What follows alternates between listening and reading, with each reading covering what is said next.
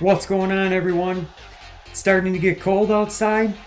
There's some tires that need to be checked, blown up, and we haven't done an unboxing in a while. So I figure this would be a perfect time to check out this Makita 18v tire inflator. Let's get started. To start with, this is model number DMP180ZX. It's got a preset auto function. We'll test that out. Conveniently tops off cars, light truck tires with speed and ease. How fast could that possibly be? Easily inflates bike tires, sports balls, and much more. This is an 18v inflator with a max PSI of 120. Claims to have a 25.5-inch hose length. That's not too bad. And the display seems to have a light, so we'll check that out. And this kit that we've got here happens to be tool only, so if you don't have any Makita batteries, you might not want to buy this one. Let's open this puppy up. It's like a standard box to me. Here we go.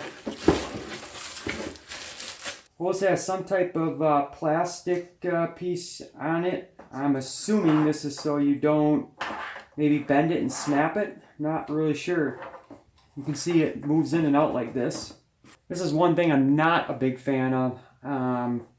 As you can see, this has the style that you put onto the valve stem and then you clamp it. So it's nice, it's quick, it's easy.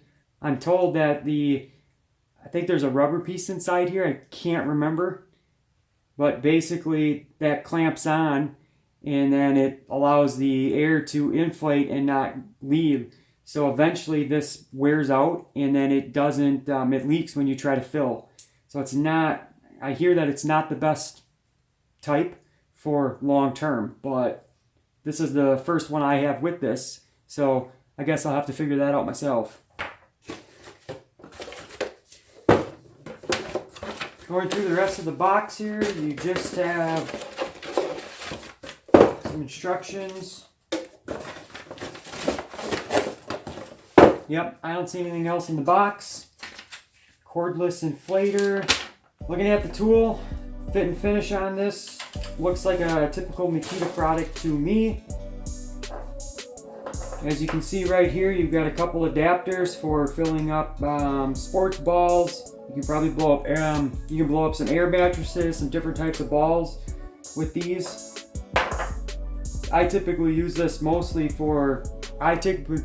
inflators mostly for blowing up tires, but I do have sports balls in that I will blow up and use the valve there. The tool does have, right here on the side, the tool does have two spots that you can clamp the hose on, just like that, I'm guessing. I don't think it's long enough. Well, I suppose you could do it like that. I guess you could do it like that right there if you want. It's up to you. As you can see, there's two rubber feet on here. So this tool is made to stand like this. Let's grab a battery. Any 18v battery will work. In order to turn this on now, on the side here, you have to hit the power button. When you hit the power button, it does two things. The first one is it turns on a little light right there, which is actually a pretty nice idea because when you're filling something up at night, you got a light shining right at your area. You don't necessarily need a flashlight. I like that a lot. Second thing is it lights up your display right here. So I got to tell you right off the bat, I'm liking the display for the fact that no matter how I turn this, for the most part, it doesn't seem to go out of focus on the camera. That's a big deal to me because I've used other ones like this where if it's not shined at the camera just right, you can't see it. All I'm saying is if you're out in the sun, this might actually be real visible. There's three modes on here. You've got PSI, bar, KPA. I use PSI. It's set to that. So all we're going to do now is hit this button. We can set this wherever we want. It says in the manual this will do anywhere from 3 PSI up to 121 PSI. It also says that the duty cycle is 5 minutes on, 5 minutes off. You guys are going to want to watch that. If you're not careful, you'll overuse your brand new tool and you might end up ruining it. Duty cycles is a very common thing on all of these battery operated inflators. After you set it wherever you want, right here's the button. Turn the button on. Inflate what you need to inflate. Feature that I do not like about this tool. There is no automatic fill. The button does not lock. You have to hold the button the entire time. Come on, Makita. There are brands out there that are half the price and turn on and turn off. Not mentioning any names. All I've got to say is this thing better inflate twice as fast as those other brands. And then to turn it off, you just hit the power button and it shuts off. Or if you just let it sit for a while, it will eventually turn off. I'm just not really sure how long it takes. Manual doesn't state it. We got a tool weight of 2 pounds, 3.4 ounces.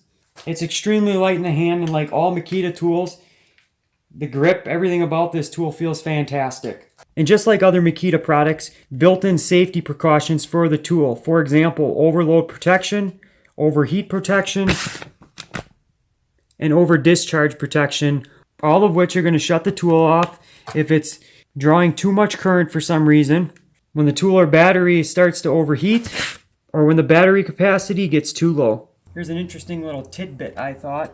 I was at work one day, and I found out that I had a guy I worked with who got a flat tire, and he didn't know how to change a flat tire on his truck.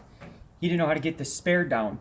So for any of you that don't know, all trucks, new ones anyways, somewhere in the back, to the best of my knowledge, the newer ones are still the same way, have a slot. Something like that. Sometimes they're in, this area. You just have to use the toolkit that comes in the truck. They'll have these pieces you put together, and then you just crank it down, and the tire will come down. And the reason I say this, a lot of people forget in the wintertime, before winter, or just ever, to check your spare tire is full of air. And given that a lot of our tires tend to lose air, both of my Toyota vehicles happen to have a sensor in the spare tire. So there's times when my tire lights come on, I check all 4 of my tires and it's all fine. Well, you know what? It's my spare tire. Obviously, if you don't ever check your spare tire and you get a flat, you're still stuck on the side of the road because now you got 2 flats. So we're going to test 2 things out here. First of all, we're going to see how much air is in this tire right now. It says 35.5. That's actually what we want in the tire. So now I'm going to grab the inflator and we're going to see if the inflator, A, tells us how much air is in the tire when we put it on there, and B, how accurate it is. And as I was saying before, push, put down, it's on there. Real nice and easy, fast. I do like that a lot. Provided my other gauge is right, this one's telling me 34.5. In all reality, it's only off by 1 PSI. That's pretty darn good. Alright, just got done letting the air out. We're at 25 PSI. Let's see how fast this can blow that back up to 35. I'll set this to 35. And this will also allow us to test and see if it shuts off. So, I'm going to hold it.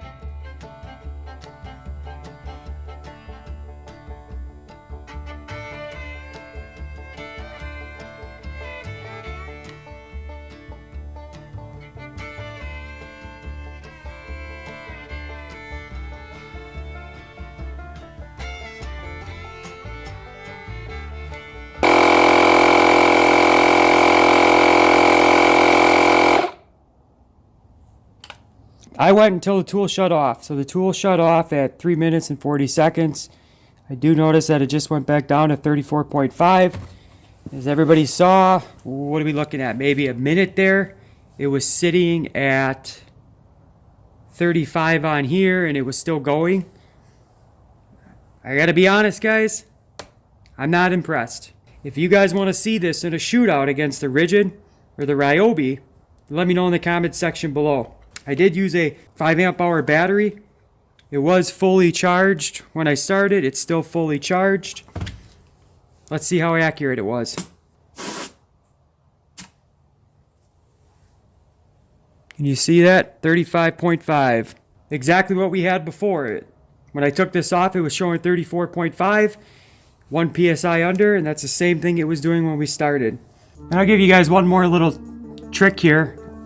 If you don't ever take this down, that's going to get rusted up on you, and you're not going to be able to get it down. Especially if you live up in the northern states that I do in the Rust Belt. So I would highly recommend you lubing that every time you take it down, which is another reason I do this once a year. Because there's nothing worse than getting a flat tire, having a flat spare, and on top of it not being able to get your spare down to use. Now, what kind of a host would I be if I didn't do a decibel reading on this? Because some of you are going to care about that. So we're right around 41 decibels right now.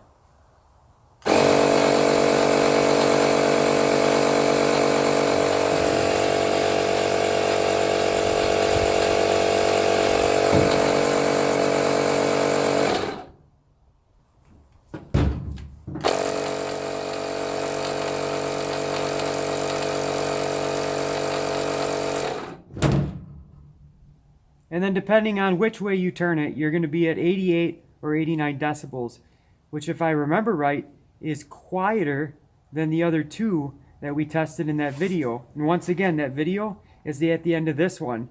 If you found this video helpful at all, please hit the like button below, leave me a comment, let me know if you're going to buy this now due to this video.